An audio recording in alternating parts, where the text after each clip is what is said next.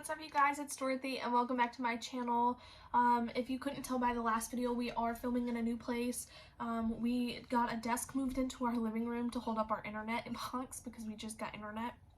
So now this is my living room that you guys are seeing, and I know that is a mess. I will have to make time for myself when I feel up to it to getting that cleaned up and getting everything organized. But we are making this house a home, and soon it will be revealed to you guys more in a house tour video. But right now we are still in the process of getting everything organized, and it's a disaster zone, I should say. Anyways, in today's video we're gonna go into the next part of Crank by Ellen Hopkins. We are almost into the 400s of pages, so let's keep on reading. This video may contain sensitive topics and foul language. If you do not wish to continue, please click off the video now. You have been warned. Page 348. Brendan pulled up at the foot of my driveway, didn't so much as glance my way until I opened the door and creaked to the curb. Then he turned and tossed the dwindle bindle at my feet. "You owe me $250. Would you believe I paid up?" I stumbled up the driveway, wanting desperately to shred the light, lingering traces of Edu Brandon. Even messed up, I realized I couldn't very well go inside and straight into the shower, someone might wonder. So I aimed for the hot tub, threw back the cover, almost gagged on Edu chlorine, but I didn't care. Steamy water bubbled around me, over me, jetted inside me. The monster laughed out loud, cleansed, chlorinated to the point of chemical peel, sore muscles relieved. I felt almost human again, tiptoed to my room until a darkened hall past closed doors. I wondered if I ever feel completely human again. Exhausted but too buzzed to sleep, I pulled out some stationery. "Dearest Adam, always great to hear from you. You're a regular well of information. Why isn't any of it ever good? If you happen to see my dad again, tell him not to bother keeping in touch.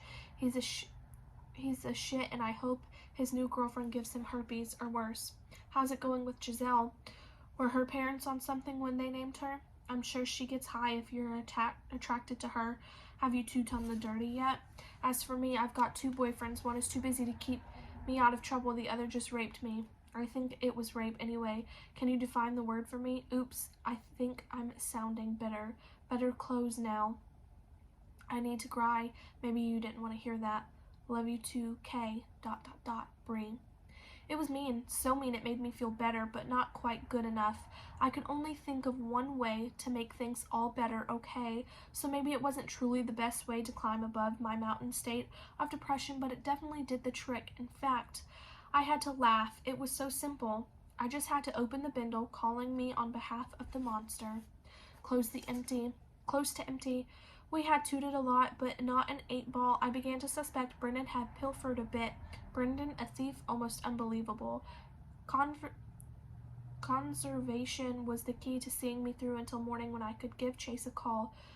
Conservation, in fact, might be the solution. The solution is staying high and still maintaining my way through classwork, homework, and family dinners. I knew I couldn't manage it straight, couldn't manage not to sink into a swamp of self-pity quicksand for a fractured psyche. Christina crumbled. I called for Bree. Brainwaves ping-ponging inside my skull, no hope of sleep or easy egress to the plane where memory could not intrude. I bit my head, submitting to shame. Why had I gone? What had I done? Who would want me now? How could I deny that state of being, or my part in my disintegration? No way to elude the bitter bite of blame. I tried to lay the night's events on anyone but myself. Couldn't. I had tried to play Brendan, and he had turned the tables. He was a grandmaster player. I was new to the game.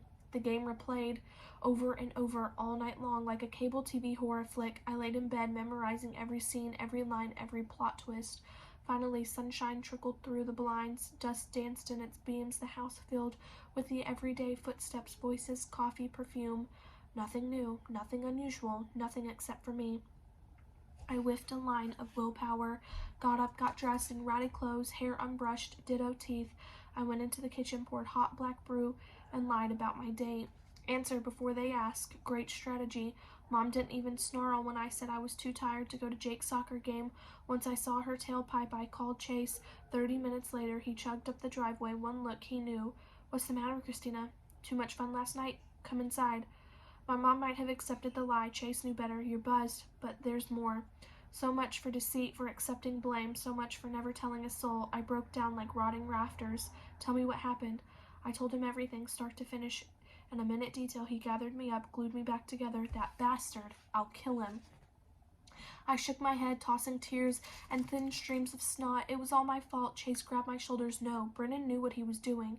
He pulled me close, so close it hurt, laid his head against my heaving chest, then hard-ass Chase Wagner cried, "Oh God, I'm so sorry, Christina. I should have been there for you." Stunned, I kissed his forehead, licked away his tears. He looked up. His eyes told mine, "I love you, Christina." Eyes couldn't lie, could they? With sudden clarity, I knew. I love you too. Don't say it unless you mean it. Did I mean it? Brendan was no more than a nightmare, but Giselle, or no Giselle, what about Adam? You could snap my heart in two. I thought of the letter in my room, the one that had poured from me only hours before. If I mailed it, it's bending now. I shifted, and the throb in my thighs reminded me of the new me. But what about, come on, I'm not exactly chased. Chased? Chase? A monster fed, giggled, tried to slip out. I regulated it to a tooth-bearing grin. You're so beautiful when you smile. He kissed me then, so sweetly. I truly felt beautiful, despite the ugliness that would always remain. No one can take you from me, Christina. Tears slipped from my eyes. Chase absorbed every one, sponging up regret. I promised never, never to hurt you. I wanted him to prove it, needed him to prove it. Make love to me. I could feel he wanted to. I want to. You know I do, but not today. Relief, disappointment, a flash flood of love, and a surge of need so deep it went way beyond the monster. Please, Chase, I have to know what it's like when two people really want to. And you will. I will take you to heights you can't imagine, but not until you've healed. I don't understand. Go ahead, call me dense. It's only a few bruises, Chase. I meant not until you're free from dreams of yesterday. When we make love, the only people there should be me and you. He was right. Adam lingered on my nightstand. Brendan would haunt me, a shadow for days. When you've vanquished your ghost, I'll be here. Besides, sweetheart, anticipation is half the fun. I could only hope the other half might one day be as wonderful. With Chase it seemed possible. Meanwhile, it'd better go before your parents get back. Want to go outside for a smoke? Soft drifts of nicotine filled my lungs, soothing one hunger. Chase held me close. Funny thing, Christina, before you, I believed love was making love. Waiting only makes me love you more. I'm going to leave off right there. I will see you guys in the next video. Bye.